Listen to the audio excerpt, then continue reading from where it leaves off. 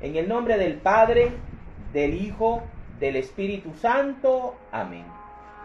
Señor Dios Padre Todopoderoso y Eterno, te damos gracias, Padre Santo, en esta noche, Señor. En esta noche te queremos dar gracias por una nueva semana de vida, Señor. Gracias, Padre Santo. En esta noche, en la celebración del Sagrado Corazón, queremos darte gracias, Señor, por toda tu misericordia, por todo tu amor, por toda tu paciencia, por toda tu gracia, Padre Santo, sobre esta humanidad perversa. Sobre esta humanidad, Señor, que no se cansa de darle la espalda a tu amor, Padre Santo. Queremos pedirte, Señor, por todas las almas que caminan hacia el mal con conciencia, Señor. Que tu Espíritu Divino pueda llegar a esas almas todopoderoso y pueda tocarlas. Hoy te pedimos por aquellos, Señor, que nunca oran por ti o nunca te oran a ti, Señor, porque andan en la oscuridad absoluta, Padre Santo. Te pedimos por ellos, Dios eterno. Queremos también pedirte perdón por nuestros pecados, por nuestros malos pensamientos, nuestras malas palabras, nuestras malas decisiones, Señor. Llénanos de tu Espíritu Divino y guíanos en nuestra vida para que tengamos discernimiento, para que podamos, Señor, reflexionar antes de tomar decisiones, antes de aceptar trabajos ilegales, antes, Señor, de adulterar, de fornicar, de mentir o de levantar una calumnia, Señor. Ven, Espíritu Santo, y guíanos hacia la luz que es Cristo. Ayúdanos en nuestras batallas espirituales diarias, Señor. Ven, Espíritu Santo, y bendice nuestros hogares, nuestras familias. Permítenos, Señor, elegir el bien, ver el bien, amar el bien y aborrecer el mal, Señor.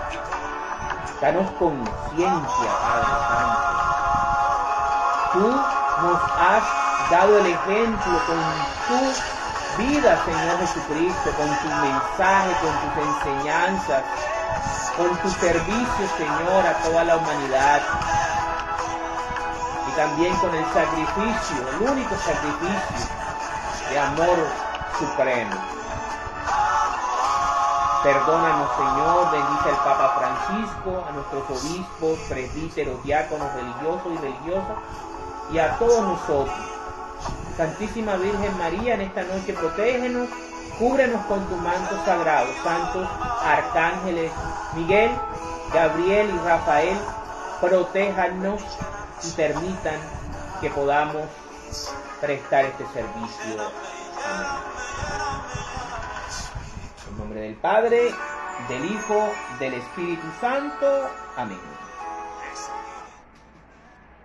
Capítulo número 31 del libro del Deuteronomio. Despedida y muerte de Moisés.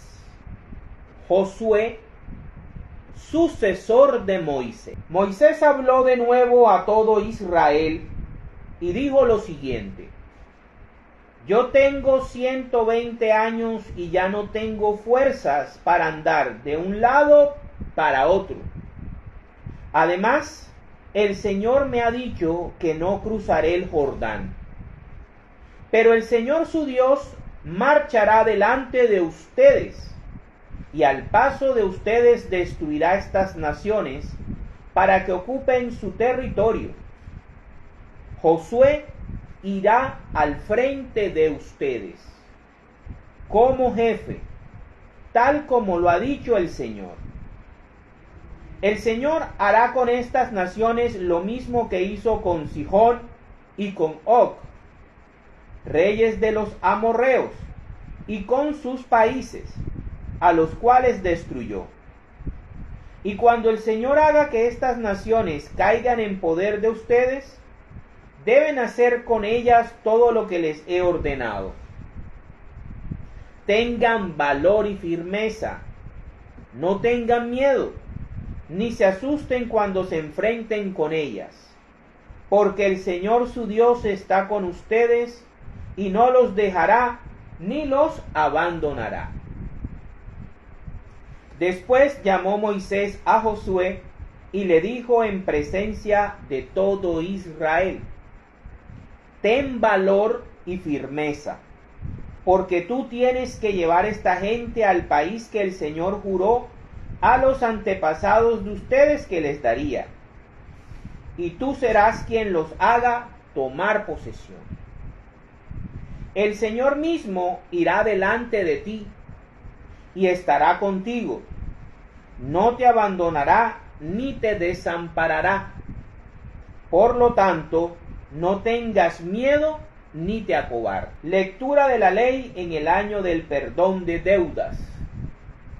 Moisés puso esta ley por escrito y la entregó a los sacerdotes levitas encargados de llevar el arca de la alianza del Señor, y a todos los ancianos de Israel, dándoles también esta orden: cada 7 años, al llegar el año del perdón de las deudas, durante la fiesta de las enramadas, cuando todos los israelitas se reúnan delante del Señor su Dios, en el lugar que Él haya escogido, se leerá esta ley en presencia de todos ellos.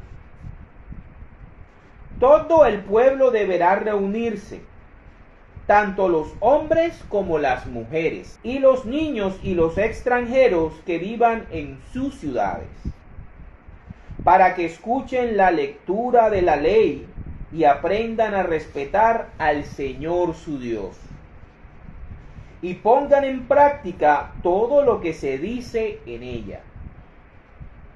Así los hijos de ustedes, que nada saben de ella, podrán también oírla y aprenderán a respetar al Señor su Dios durante toda su vida en el país que ustedes van a ocupar después de cruzar el Jordán. Últimas instrucciones del Señor a Moisés. Luego el Señor dijo a Moisés: mira, ya se va acercando la hora de tu muerte, así que llama a Josué y preséntense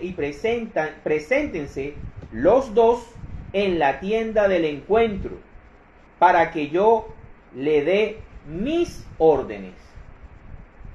Moisés y Josué fueron a la tienda del encuentro, y allí se les apareció el Señor en una columna de nubes, la cual se colocó sobre la entrada de la tienda.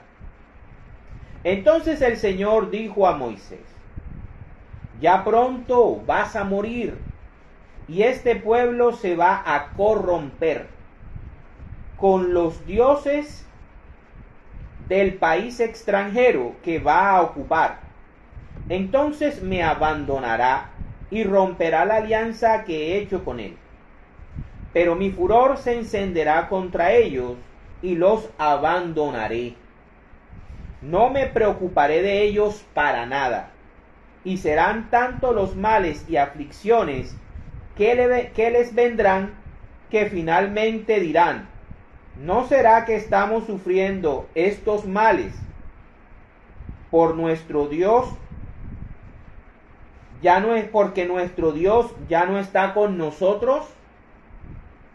Pero cuando llegue ese momento, yo me apartaré de ellos aún más, por todo el mal que habrán hecho y por haber adorado a otros dioses. Ahora pues, escriban este cántico y enséñenselo a los israelitas, para que lo canten y me sirva de testimonio contra ellos.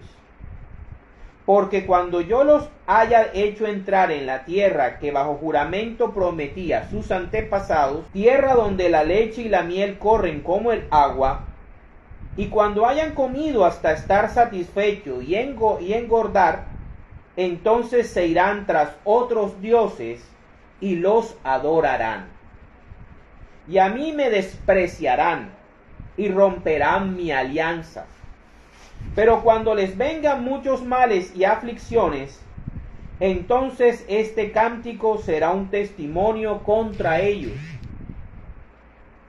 pues sus descendientes lo recordarán y lo cantarán, porque ya desde antes de hacerlos entrar en el país que les he prometido, sé muy bien hacia dónde se inclinan sus pensamientos. Aquel mismo día escribió Moisés el cántico, e hizo que los israelitas lo aprendieran.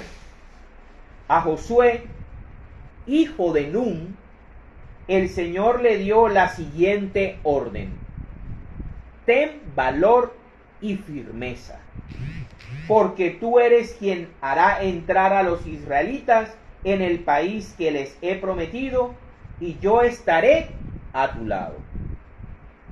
Cuando Moisés terminó de escribir estas leyes en un libro, dijo a los levitas encargados de llevar el arca de la alianza del Señor: cuando Moisés terminó de escribir estas leyes,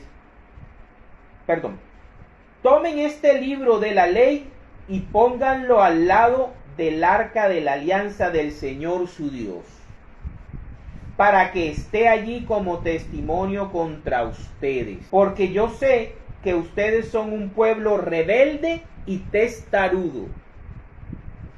Y si hoy, que todavía vivo entre ustedes, se han rebelado contra el Señor, ¿qué será después de mi muerte? Traigan aquí a todos los ancianos y jefes de sus tribus, para que yo les hable de estas cosas, y ponga al cielo y a la tierra como testigos contra ellos. Porque yo sé que después de mi muerte se van a corromper y van a dejar el camino que les he ordenado seguir.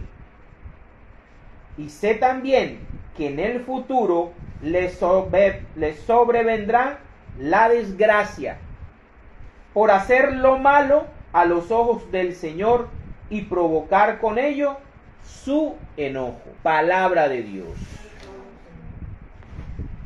El capítulo número 31 del libro del Levítico habla de tres principales temas. Hoy vamos a tratar dos.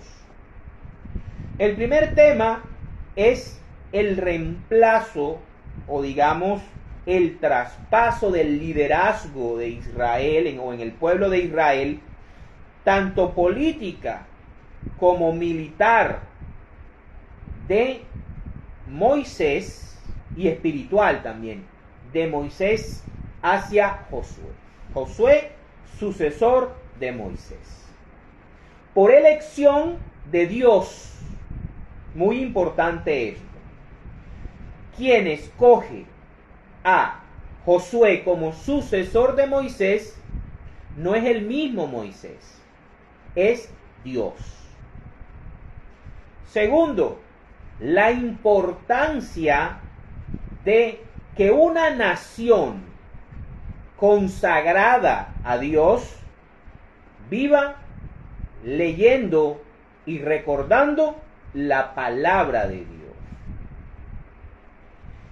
Y tercero, que me llama mucho la atención, la forma como Dios le habla al pueblo de Israel, sabiendo de antemano su fracaso con la alianza del monte Sinai. Es duro para mí cuando yo estuve leyendo y estudiando este capítulo, la forma no tanto dura de hablarle a Dios al pueblo escogido para la primera alianza. No lo veía con dureza, lo veía con tristeza. Cómo Dios de antemano sabía que este pueblo y que esta alianza con este pueblo iba a fracasar. Es un pueblo que ha durado 400 años, más de 400 años, absorbiendo una cultura de riquezas, una cultura de magia, una cultura idolátrica, porque aunque ellos durante esos 400 años mantuvieron la fe en el Dios de sus padres, de Abraham, de Isaac, de Jacob, de José, como pueblo en sus genes, ellos captaron mucho de Egipto. Y eso va a pesar mucho en su historia. El capítulo empieza con la elección de Josué como sucesor de Moisés. Moisés pone en primera instancia, pone dos condiciones. La primera condición es que ya está muy viejo para entrar en una dinámica de conquista. Ha guiado al pueblo de Israel durante más de 40 años y ya él espiritualmente también se siente cansado. Aunque todavía le quedan fuerzas para subir una montaña. Pero la condición más importante por la cual no entra a la tierra prometida, no puede seguir liderando a Israel, sobre todo a entrar, a posesionarse, a conquistar la tierra prometida, es porque Dios le ha dicho que él no iba a entrar ni iba a pisar la tierra prometida. Dios le iba a permitir verla, pero no pisarla ni tampoco poseerla. Y eso tiene, digamos, dos aspectos. El primero, el aspecto humano de Moisés en cuanto a su falla en Meribá. Sabemos que él en Meribá, cuando el pueblo de Israel se estaba quejando de la falta de agua, Dios quiso mostrar su poder y su gloria y quiso mostrar una prefigura de Cristo con la roca. Y Moisés, haciendo o mostrando la esencia del israelita, ¿por qué Dios les dice esto al final del capítulo? Ya yo sé que ustedes se van a corromper porque conozco a dónde corren sus pensamientos y que son de dura cerviz. El Creador nos conoce, el Creador sabe de lo que estamos hechos.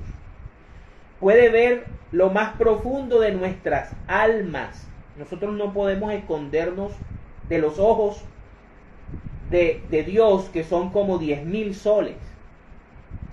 Entonces Moisés comete varios errores en Meribá que va a conducirlo a que no tenga derecho a entrar a la tierra prometida. Pensó que Dios lo necesitaba a él, pensó que podía él reprender al pueblo sin que Dios se lo ordenara, y tocó con ira, típico de su carácter. Recuerden el carácter iracundo que tenía al principio, en los primeros capítulos del Éxodo, que lo llevaron a asesinar a un egipcio. Tocó 2 veces la piedra, que era una prefigura de nuestro Señor Jesucristo. Entonces, Moisés representa al israelita, representa al pueblo de Israel. Moisés representa la alianza del monte Sinaí, representa la alianza del Antiguo Testamento, donde los israelitas van a creerse superiores a las otras razas. El concepto de superioridad de raza no se la inventaron los nazis. Fíjense las paradojas de la historia.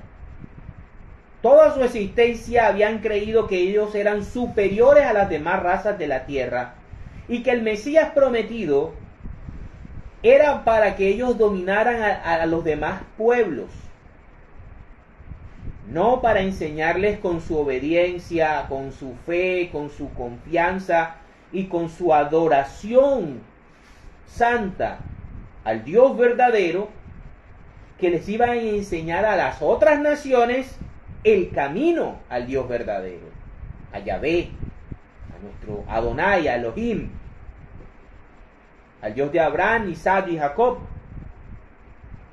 sino que pensaron que su poderío era para dominar las demás razas de la tierra, como los egipcios los habían dominado a ellos durante 400 años, y como posteriormente casi serían exterminados por los alemanes, los nazis, en el siglo XX. Y ahora ellos, en la actualidad, en este año 2024, están acabando nuevamente con otra raza. Que esa raza también sea mala, que tenga culpa en esta situación, eso no se puede negar. Pero vemos entonces cómo el Señor tiene que cumplir la promesa que le hizo a Abraham, Isaac y Jacob, y los va a hacer entrar a ellos a la tierra prometida. Y escoge a un personaje que en sí tiene miedo, en sí necesita escuchar de su mentor. Moisés es el mentor de Josué. Palabras de aliento, palabras de fuerza. Y también los va a escuchar del mismo Dios, del mismo Señor, que lo van a llevar a que pueda hacer lo que parece imposible. Y es el poder conquistar Canaán, la tierra prometida, el cercano Levante, el Levante próximo, lo que ellos están todavía peleando.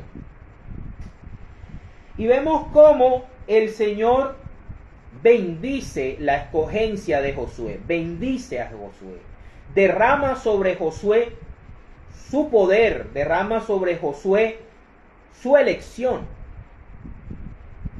Pero también en el capítulo 31, Dios le recuerda al pueblo de Israel que cada 7 años deben leer la ley, la palabra, esto que escribió Moisés, el Pentateuco, los 5 primeros libros de la Biblia, de nuestra Biblia cristiana. Los 5 primeros libros de los 73 libros de las Santas Escrituras cristianas. 73. Con el fin de que cada generación, para Israel, para Dios, cada generación iba de 7 en 7. Mientras que para nosotros es de 10 en 10, en cada década es una generación. Para el occidente, para oriente, para los judíos bíblicos, las generaciones iban de 7 en 7. Y lo que Dios quiere es que el pueblo de Israel recuerde generación tras generación el compromiso que se hicieron con Él. La única manera de uno creer en Dios, de que un niño crea en Dios, de que un hombre tenga un Dios, es escuchando las historias, las anécdotas, leyendo las normas, las leyes, los mandamientos de ese Dios. Eso se llama religión. Independientemente de lo chévere que suene eso de que la verdadera religión es ser buena persona, eso no es verdad. Religión es religión. Religión es el conjunto de doctrinas, dogmas, ritos y estilo de vida definidos por un Dios determinado, que es llevado y que es guiado por un conjunto con una liturgia, ¿verdad?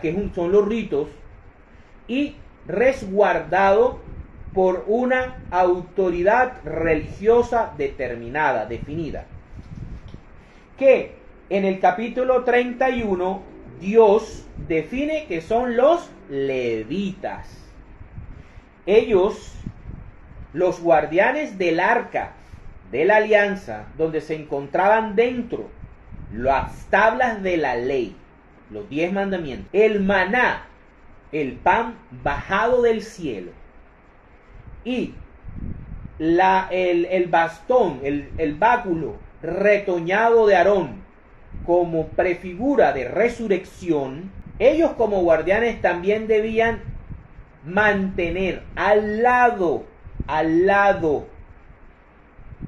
del arca. El arca es la representación de la Eucaristía, de la comunión, de la presencia real de Dios en medio del pueblo. Ese era el arca. ¿Quién lo reemplaza? El Santísimo Sacramento del altar. Lo que estábamos ayer nosotros adorando en las 12 horas de adoración. Un dato: al Santísimo nunca se le da la espalda. A Dios no se le puede dar la espalda. No se pueden tomar fotos dándole la espalda al Santísimo. Es una norma de la iglesia. Y fíjense qué hermoso y cómo se identifica con lo que hace la Iglesia Católica, que el libro es la liturgia de la palabra. No está dentro, estas normas, esta ley, este libro que tiene los mandamientos, las normas, las leyes de Dios, la palabra de Dios que le entregó a Moisés, y Moisés las dejó por escrito, para que fueran testigos de Dios ante el pueblo. Así como la Biblia, los 73 libros que Dios, el Espíritu Santo, escogió por medio del Papa San Dámaso I en el 382 y después reafirmada en el Concilio de Hipona, creo que en el 392, el 395, Concilio de Hipona, los 73 libros sirven como testigos de la iglesia, contra la iglesia. Por eso estos libros, este libro no puede ser profanado, ni usado para beneficio propio, ni sexual. Debe ser respetado, venerado y estudiado como Dios le ordenó a su pueblo en la primera alianza. Y también le ordenará a su iglesia con la segunda y definitiva alianza. Vemos aquí también cómo Dios le da la potestad a Josué, le traspasa a Josué la potestad. Fíjense, el mediador de la alianza es Moisés. Moisés va a morir, va a encontrarse, va a entrar en el seno de Abraham.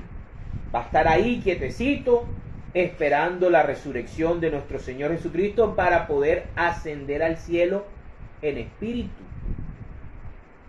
para luego esperar la parucía y a la resurrección definitiva.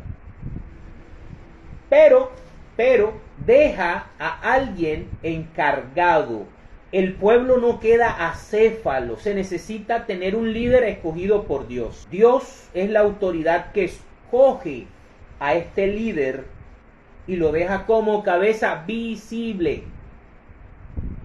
y que una a la nación. Fíjense, en el pueblo de Israel se presentó la rebelión de Datán, Coré y Abiú, o Abiram, que como protestante, que se respete, cuestionó la autoridad de Moisés.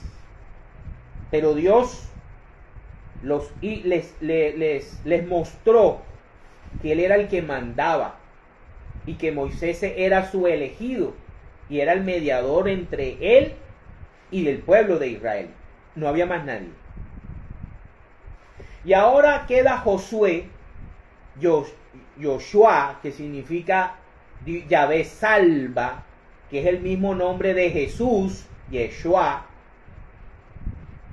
porque la segunda condición por la cual Moisés no entra en la tierra prometida es porque teológicamente Dios nos está mostrando que la primera alianza no nos iba a llevar al cielo. ¿Cuál es la tierra prometida definitiva? El cielo, la nueva Jerusalén. no iba a ser Moisés, el pueblo judío, el judaísmo y las leyes y mandatos de la alianza de Moisés las que nos iban a llevar al cielo, de vuelta al Edén, sino que debía venir un Josué, que ese sí iba a llevarnos a la tierra prometida definitiva. Por eso los cristianos católicos romanos no podemos quedarnos o fijar nuestra mirada en esta tierra, ni pelear por un pedazo de tierra, ni hacernos matar por un pedazo de tierra aquí, ni por propiedades, ni por... Esa no debe ser nuestra razón de vivir. Nuestra razón de vivir es sí trabajar para vivir bien, trabajar para tener con qué responder cuando alguno de nuestros seres queridos, nosotros mismos, nos enfermamos, pero utilizar nuestros recursos y nuestro cuerpo para hacer nuestra morada en el cielo, en la nueva Jerusalén. Ese es el mensaje. Moisés no va a entrar a la tierra prometida porque teológicamente no es la ley de Moisés la que nos va a redimir. Es la ley que va a implantar un nuevo Josué. Es el nuevo Josué, es el definitivo Josué, Yeshua, quien va a llevarnos definitivamente a la tierra prometida. Hoy lo estamos celebrando como el Sagrado Corazón, pero es Él, nuestro sumo y eterno sacerdote, quien es el que nos va a llevar en la parucía hacia la tierra prometida definitiva, el cielo, la nueva Jerusalén. Para terminar, podemos ver cómo Dios les dice en su cara lo que va a pasar. Les dice en su cara de qué están hechos. Les dice en su cara de manera bien dura que ellos lo van a abandonar a Él, que ellos van a ir detrás de otros dioses y que les va a ir mal. Y por eso pone por escrito un cántico de esta situación para que ellos cuando lo canten reflexionen y se den cuenta que todo el mal que les va a suceder va a ser por haber abandonado el amor de Dios que siempre los escogió y los eligió. Entonces es importante, hoy vamos a ver cómo Dios habla de manera distinta a la iglesia. Cómo con la iglesia, el pueblo que no es un pueblo, Dios habla de una manera amorosa y esperanzadora. Cómo Cristo habla acerca de la iglesia de una manera distinta. Cómo este pueblo que no es pueblo, y lo veremos en el capítulo 32, enamora a Dios, da su vida por Dios. Aquellos que no me buscaban me hallaron. Aquellos que no querían escuchar de mí me encontraron, dice el Señor. Esa es la iglesia católica. La iglesia a la cual le echan todas las aguas sucias. La iglesia que le buscan todos los males. La iglesia que hablan peste y que todos han querido destruir a lo largo de estos 2 milenios. Vamos a verlos, para la gloria de Dios. En primera instancia vamos a ver rápidamente Pedro, vicario de Cristo. Así como en el Antiguo Testamento, al irse el mediador a encontrarse con Dios, recordemos que todo lo que pasa en la ley en el Antiguo Testamento y a Israel le va a pasar igualitico en el Nuevo Testamento a la iglesia le va a pasar lo mismo. Sus mediadores van a encontrarse con el Padre. Moisés va a morir, no se va a encontrar su cuerpo. Pues Miguel contendrá con Lucifer por el cuerpo de Moisés. Lo dice el apóstol Judas en su carta apostólica. Y Cristo va a ascender a los cielos para tomar el puesto que Dios le prometió una vez nos redimiera a nosotros. Ser Rey de reyes, Señor de señores y nuestro sumo y eterno sacerdote. Hoy la iglesia celebra hoy Cristo sumo y eterno sacerdote. Al igual que la fiesta del Sagrado Corazón. Y así como el Antiguo Testamento, el mediador de la alianza descarga una parte del poder. En Números, en el libro de Números estudiábamos que el Señor le decía a Moisés que ungiera a Josué y le traspasara una parte de su poder, no el 100%, una parte, para que también Josué tuviera el espíritu de Moisés. Vamos a ver cómo el papado, cómo la figura del papa no es un invento romano, ni de los emperadores romanos, sino que es un invento del Padre. Y que el papado está bíblicamente sostenido desde el Antiguo Testamento. Y así como en el Antiguo Testamento Moisés le entrega parte de su poder y autoridad a Josué, así va a ser Cristo, el mediador de la nueva alianza, al irse al cielo, va a dejar a uno de sus discípulos o apóstoles como su vicario, encargado, mayordomo, cabeza visible de la iglesia, como unificador, defensor de la fe. El papado debe ser una base del católico. No puede existir católico romano que no respete la autoridad del Papa. Eso es innegociable. Una de las 12 cosas del católico innegociable. Entonces vámonos a Isaías, capítulo 22, versículos del 20 al 24. Cómo desde Isaías se profetiza la figura del Papa. La figura que comienza Pedro, ¿no? Dice, del versículo 20 al 24. En ese día llamaré a mi siervo, a Eliakim, hijo de Hilquías. Llama a la persona por el nombre, al siervo lo llama por el nombre de pila, seguido del nombre del papá del siervo. Lo vestiré con tu túnica y le pondré tu cinturón de honor y le daré autoridad. Será como un padre. Papa significa padre.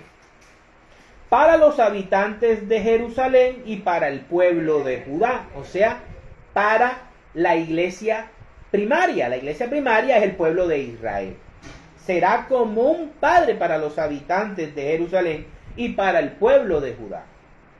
En sus hombros le pondré las llaves de la casa de David, o sea, del reinado, del reino. Nadie podrá cerrar lo que él abra, ni abrir lo que él cierre. Miren el lenguaje que está usando Isaías. Vamos a ver más en Mateo 16 cómo Cristo no dice las palabras por azar, ni Mateo las escribe porque sí, sino Cristo, siguiendo este pasaje de Isaías, le formula la vicaría a Pedro y formula el papado. Esto es un papa. Formula el papado de la misma manera que Isaías lo hace. Dice, él será como un trono de honor. La cátedra de Pedro es un trono para la familia de su padre. Yo haré que quede firme en su lugar. O sea, ese puesto, el papado es inamovible. No por voluntad de Satanás, como dicen los protestantes, por voluntad divina. Porque el papado es un invento de Dios, porque es Dios quien lo creó. En la persona de Josué, en la persona de, ahora lo estamos viendo, el profeta Isaías. Llaves, reinos, será como un padre. Eliaquín, hijo de Hilquías, es la misma fórmula que Cristo va a aplicar ahora que lo veamos en Mateo 16. Dice, yo haré que quede firme en su lugar como si fuera un clavo. Ni Carlomagno, ni los otomanos, ni los hunos, ni Napoleón, ni Stanley, ni Hitler, con todo el mal y la destrucción que hicieron en el mundo, pudieron meterse con el Papa. Y no me van a decir que todos estos señores representaban a Dios y que el Papa era protegido por Satanás, como dicen los hermanos separados. No, se está cumpliendo la palabra de Dios. Dios está con el Papa. Por eso llevamos 266 papas ininterrumpidos durante 2 milenios. Se está cumpliendo la palabra de Isaías. Y dice, él se podrá, yo lo haré que quede firme en su lugar como si fuera un clavo. Claro, el Papa incomoda. En él se podrá colgar todo lo que haya de valioso. La doctrina católica. Por eso lo atacan y lo atacan y lo atacan. En la familia de su padre y de toda su descendencia. Toda clase de vajilla pequeña. Cefas, Pedro, Cefas es piedra pequeña. Toda clase de vajilla pequeña, desde copa hasta jarros. Palabra de Dios. Entonces aquí está formuladito, bien formuladito el papado en el Antiguo Testamento. Algún protestante me dirá, de los más sabios eruditos, no puedes crear una doctrina de un solo versículo. Bueno, primero que utilizo 4, no 1. Aunque ellos elaboran todo tipo de locuras de un versículo. Se basan en un versículo y te crean una doctrina. Ellos no tienen límite. Bueno, que hayan 2 testigos en la propia palabra. Vámonos al Evangelio de Mateo, capítulo 16, versículos del 13 al 20. Y se da en un contexto doctrinal. Se da en un contexto teológico. Y se da en un contexto de la función para la cual Cristo crea la figura del Papa y la figura de Pedro. Pedro declara que Jesús es el Mesías. Para ser cristianos, nosotros tenemos que creer incondicionalmente que Jesús de Nazaret, nacido en Belén Efrata, en Judea, Palestina, siglo I, bajo el gobierno de Poncio Pilato, Imperio Romano, siglo I, hijo de María, la Virgen, como padre adoptivo, San José, carpintero de Nazaret, descendiente del rey David, es verdadero Dios y es verdadero hombre. Eso tienes que creerlo tú para ser cristiano. Y eso es lo que defiende la Iglesia Católica. Y ahí no hay negociación. Tú no puedes negociar eso. tú te sales de esa creencia, dejas de ser cristiano. Vale, Cristo es verdadero Dios y verdadero hombre. Dice, cuando Jesús llegó a la región de Cesarea de Filipo, preguntó a sus discípulos, ¿quién dice la gente que es el Hijo del Hombre? Esa es la gran pregunta, la gran cuestión. Esa es la pregunta de nuestra fe. Ellos contestaron, algunos dicen que Juan el Bautista. Jesús es San Miguel Arcángel. No, Jesús es un gran profeta, pero no es Dios. No, Jesús fue creado, no engendrado. Es el primero de la creación. Fíjense cómo las otras denominaciones redefinen a Cristo de todas las maneras, menos en la que defiende la Iglesia Católica. Cristo es la segunda persona de la divinidad, de la Trinidad. Es Dios en esencia, en pureza, en santidad. Pero también es hombre. ¿Y ustedes quiénes dicen que soy? Le pregunta a su iglesia. ¿Qué creen ustedes? Simón Pedro le respondió. Simón Pedro. Tú eres el Mesías, el Hijo del Dios viviente. Punto. Esa es la profesión de fe del Papa, de Pedro. El Papa debe defender con su vida esa idea, esa creencia, esa doctrina. Entonces Jesús le dijo, dichoso tú, bienaventurado, bienaventurado tú, podemos decirlo también. Simón, en Isaías dice, Eliakim, hijo de Jonás. En Isaías dice, hijo de Hilquías. Porque esto no lo conociste por medios humanos, sino porque te lo reveló mi Padre que está en el cielo.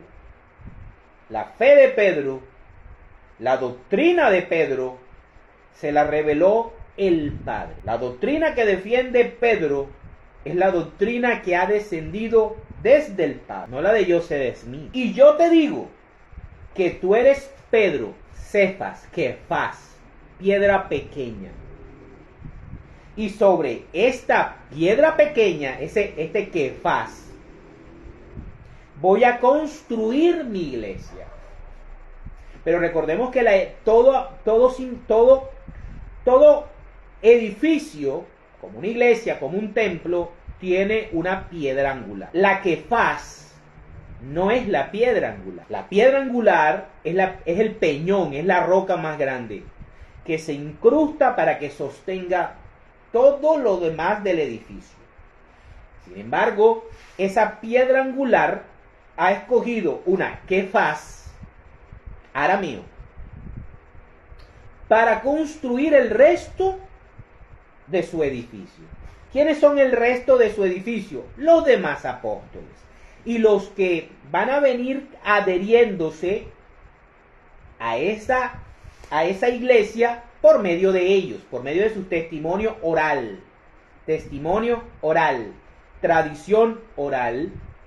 Y en el siglo IV, 382, 395 años más tarde, a través de las Santas Escrituras.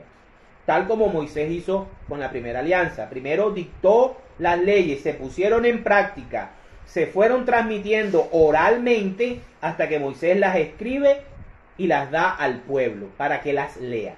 Igualitico. Y ni siquiera el poder de la muerte podrá vencerla. O sea, estará fija como un clavo. Te daré las llaves del reino de los cielos.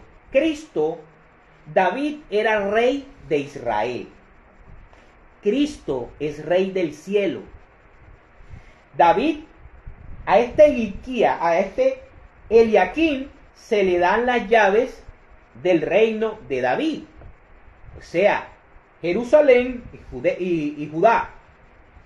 Pero a Pedro se le dan las llaves, y la llave significa acceso, del reino, ¿verdad? De la casa del rey. Como el que está hablando es Cristo, y como Cristo es el rey del cielo y de la tierra, Cristo le da las llaves a su mayordomo del cielo.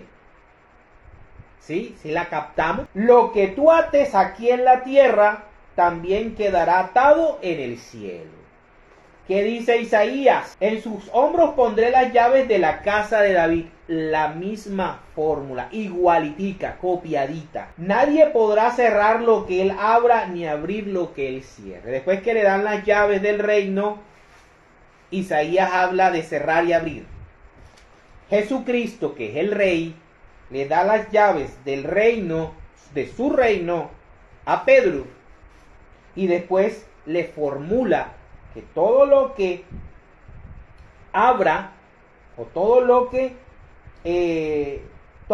ates aquí en la tierra también quedará atado en el cielo, y todo lo que desates aquí en la tierra también quedará desatado en el cielo.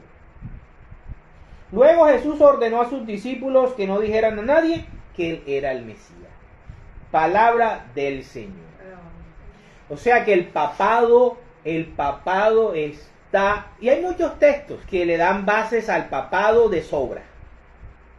El que no quiera verlo, el que quiera burlarse, el que quiera decir yo no creo porque yo soy mi propio papa y por eso yo interpreto la Biblia como a mí me dé la gana o como a mí me dé plata o me dé beneficios sexuales, porque hay que decirlo, porque estos falsos profetas que crean iglesias nuevas, en su mayoría, buscan siempre dos cosas: beneficios económicos y beneficios sexuales.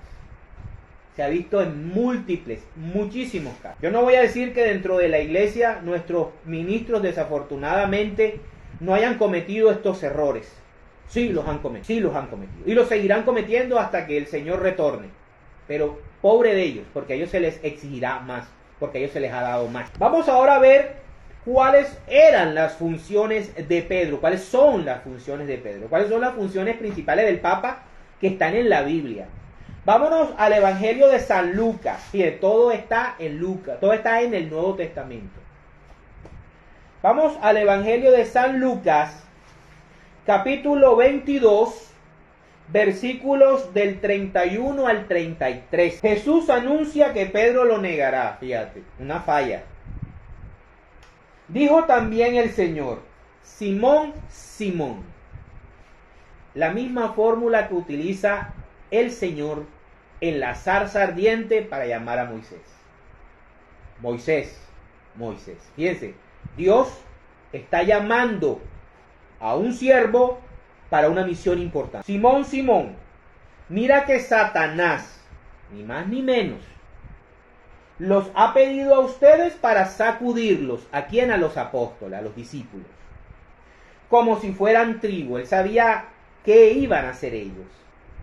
Pero yo he rogado por ti, no por Santiago, no por Juan, no por Bartolomeo, no por Natanael, no por Judas Tadeo, ni los demás, por Pedro.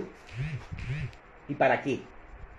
Para que no te falte la fe. El único hombre sobre la faz de la tierra al que no le debe faltar jamás la fe en Cristo es al Papa. Si el Papa pierde la fe en Cristo, nos jodimos. Y tú, cuando te hayas vuelto a mí, ayuda a tus hermanos a permanecer firmes. Simón le dijo: Señor, estoy dispuesto a ir contigo a la cárcel y hasta morir contigo. Palabra del Señor. La primera función del Papa es mantener la fe de los hermanos de Cristo. ¿Cómo te vuelves hermano de Cristo? Bautizándote en su nombre y creyendo de corazón en Él. Y obviamente haciendo las obras de misericordia, ¿verdad? Sin obras, la fe está muerta. Entonces, la primera función es fortalecer la fe de los hermanos, guiar la fe, es el custodio de la fe, es el protector de la fe.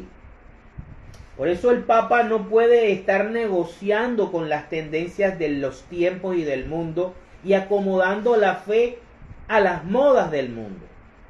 La fe no puede cambiar. Puede cambiarse las maneras de transmitirla o las maneras de llegar a los pueblos, a las nuevas generaciones.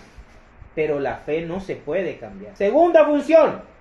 Vámonos al Evangelio de San Juan, capítulo 21, versículos del 15 al 17. Palabras de Jesús a Simón Pedro. Terminado el desayuno, ya Jesús aquí estaba resucitado.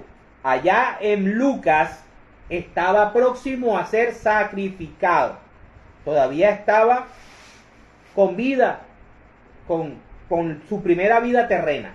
No tenía cuerpo glorioso. Ahora ya tiene cuerpo glorioso. Y lo reafirma. Terminado el desayuno, Jesús le preguntó a Simón Pedro. Simón, le repite la fórmula. Simón, hijo de Juan, ¿me amas más que estos? Pedro le contestó. Sí, Señor, tú sabes que te quiero. Jesús, que es Dios, le dijo. Cuida de mis corderos. Segunda función, cuidarnos. Cuidarnos a nosotros. Cuidarnos en la fe. Cuidar nuestra fe. Cuidarnos. Volvió a preguntarle, Simón, hijo de Juan, ¿me amas? Pedro le contestó, sí, Señor, tú sabes que te quiero. Jesús le dijo, cuida a mis ovejas. Por tercera vez le preguntó, Simón, hijo de Juan, ¿me quieres? Pedro, triste porque le había preguntado por tercera vez si lo quería, le contestó, Señor, tú sabes todo, tú sabes que te quiero. Jesús le dijo, cuida a mis ovejas. Palabra del Señor. Segunda función del Papa es cuidar las ovejas de Cristo. ¿Quiénes son las ovejas de Cristo? Las que cuida Pedro. Básico, bíblico, teológico. ¿Quién tiene las llaves del reino de los cielos?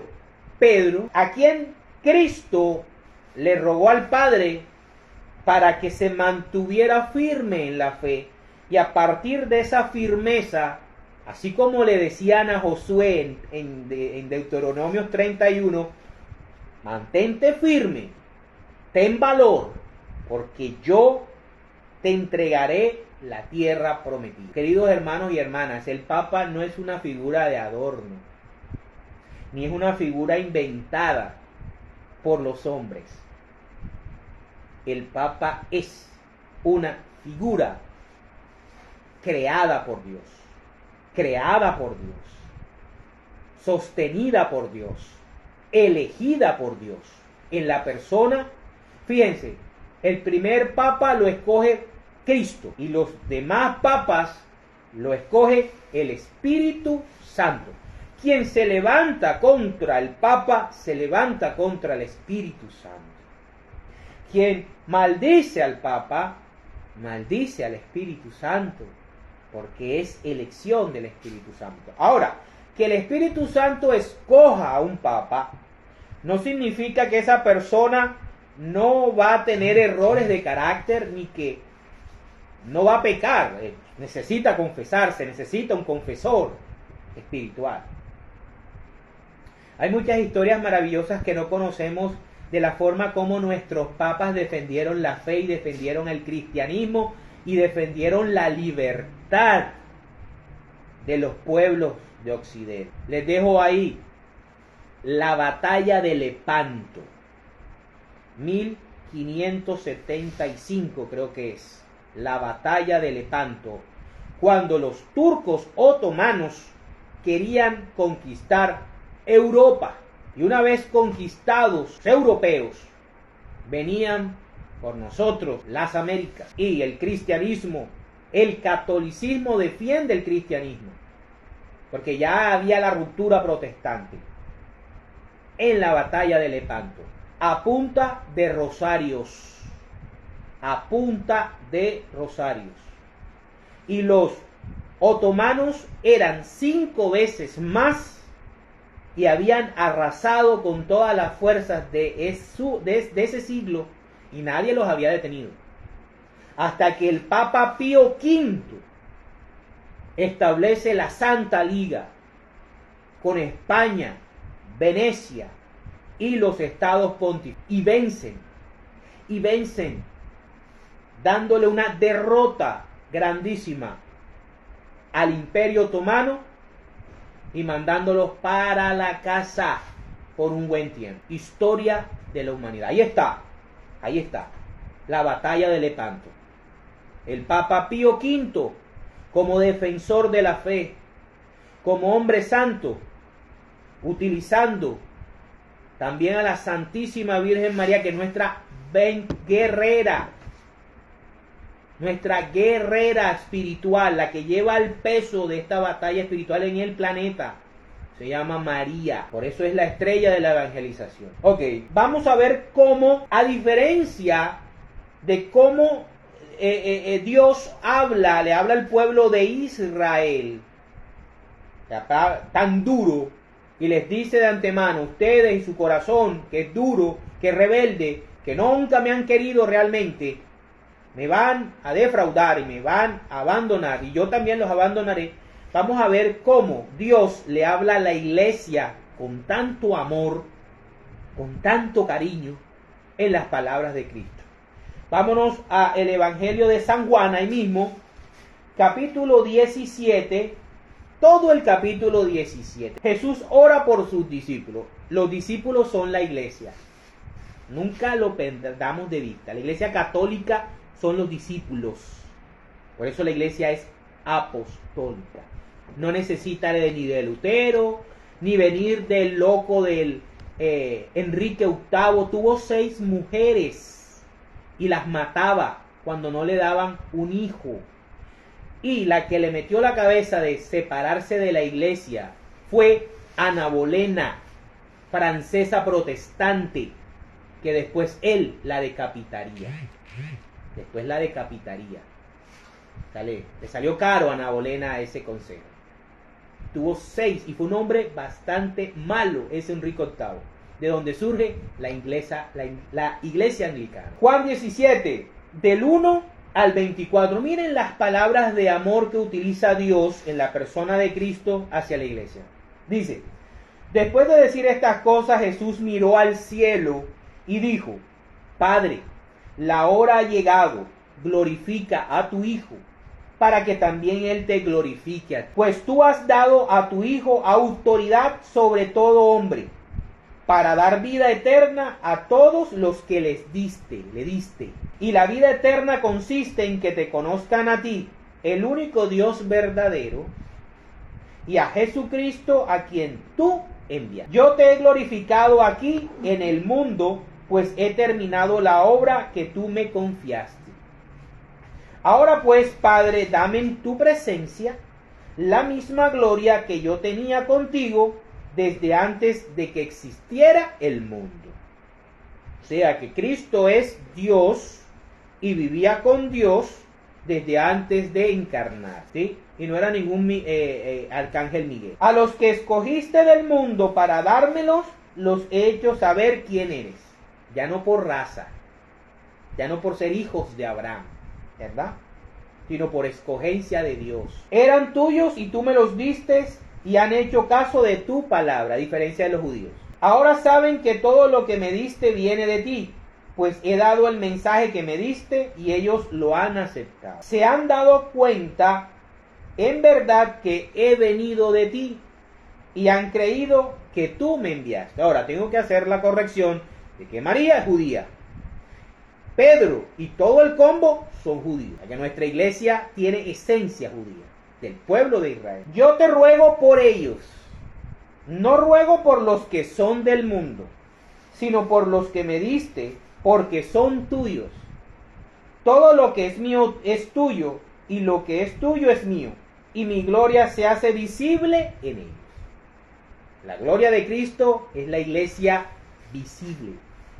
Tú, yo, el padre Jaime, nuestro arzobispo Pablo, el Papa Francisco, cardenales, etc., religiosas, etc. Yo no voy a seguir en el mundo, pero ellos sí van a seguir en el mundo, mientras que yo me voy para estar contigo. Lo mismo que pasa con Moisés, ¿verdad? Padre Santo, cuídalos con el poder de tu nombre, el nombre que me has dado, para que estén completamente unidos como tú y yo. ¿Cuál es una de las características de la iglesia de Cristo, la verdadera? La unidad. La unidad en tiempo y lugar y geografía. ¿Sí? Aquí vemos, para que estén completamente unidos como tú y yo. Cuando yo estaba con ellos en este mundo, los cuidaba y los protegía con el poder de tu nombre, el nombre que me has dado. Y ninguno de ellos se perdió, sino aquel que ya estaba perdido, para que se cumpliera lo que dice la Escritura. Ahora voy a donde tú estás, pero yo digo estas cosas mientras estoy en el mundo, para que ellos se llenen de la misma perfecta alegría que yo tengo. Alegría.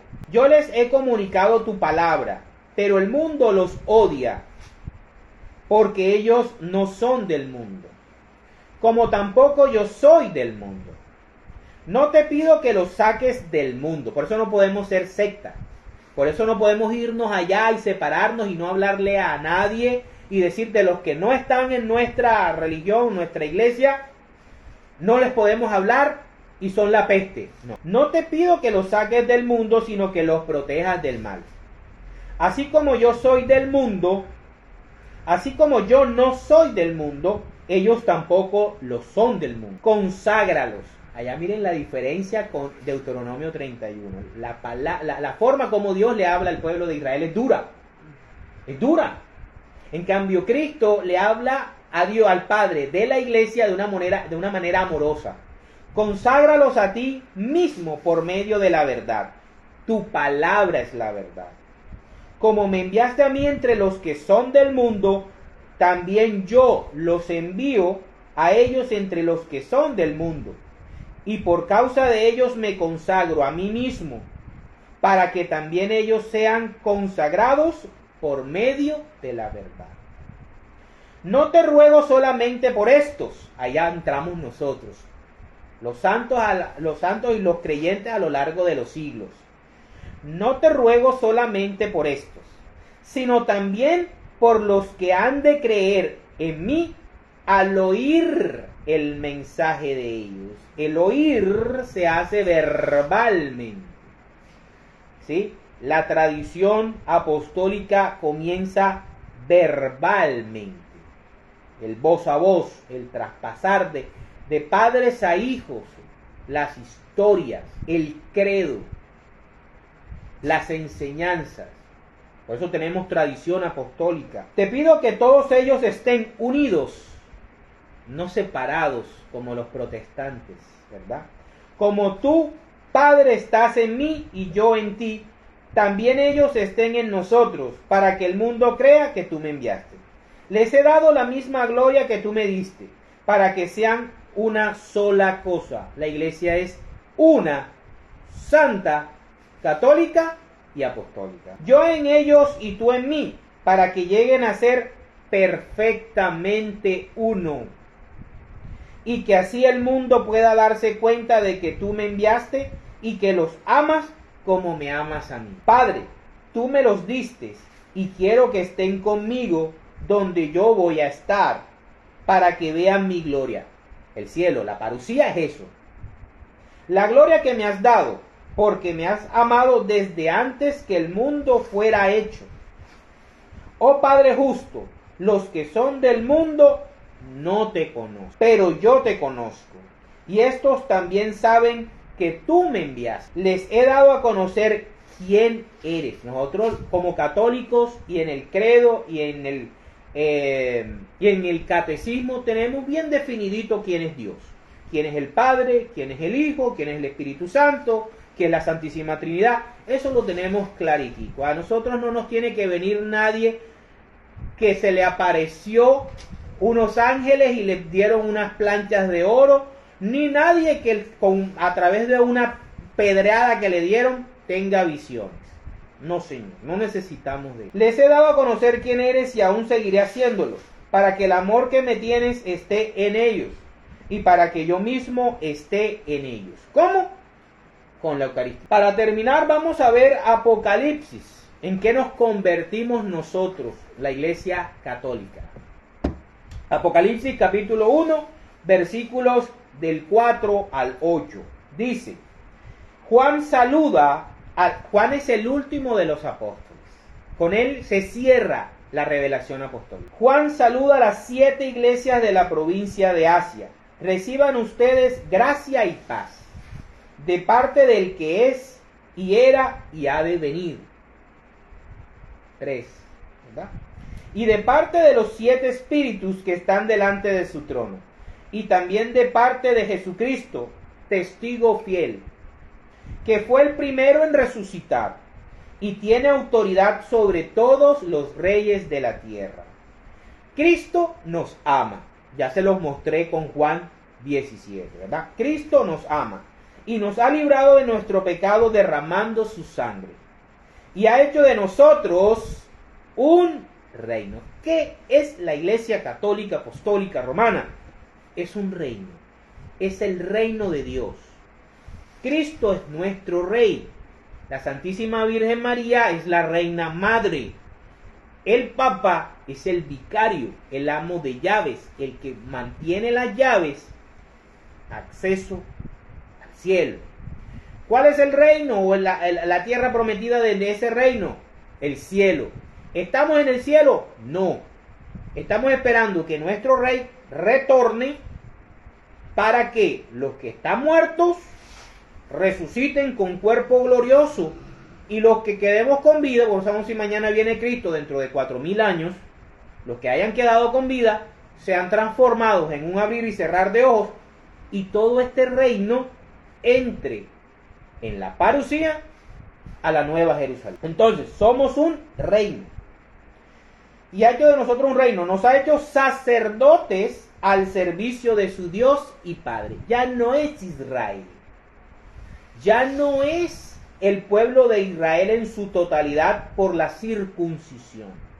Por haber nacido de sangre y de raza, automáticamente ya eres sacerdote. No. Ahora es por medio del bautismo en el nombre de Cristo. Que la gloria y el poder sean suyos para siempre. Amén. Cristo viene en las nubes. Esa es la parucía. Todos lo verán, incluso los que lo traspasaron, y todos los pueblos del mundo harán duelo por él. Sí, amén. Yo soy el Alfa y la Omega, dice el Señor, el Dios Todopoderoso, el que es, y era, y ha de venir. Palabra de Dios. Así que no va a haber un rapto privado, como enseñan desde el siglo XX. Estos hermanos del pentecostalismo, para la gloria de Dios. En el nombre del Padre, del Hijo, del Espíritu Santo.